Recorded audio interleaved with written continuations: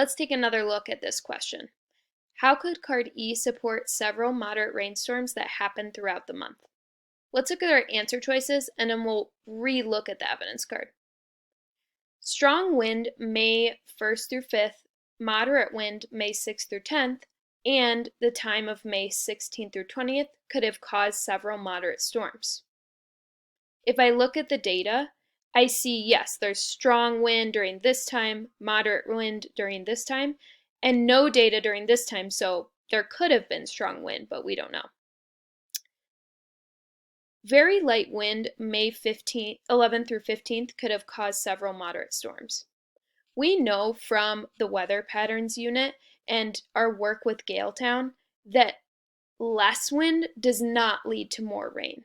We know that the stronger winds in Galetown caused more rain. So this answer choice is not right.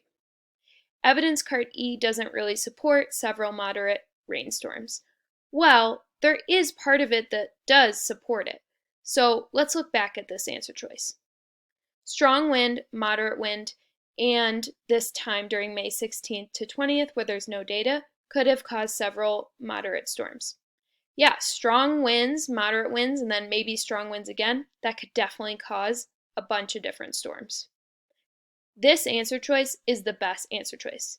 Make sure that when you go back to try again, that you select this first answer choice. Good luck!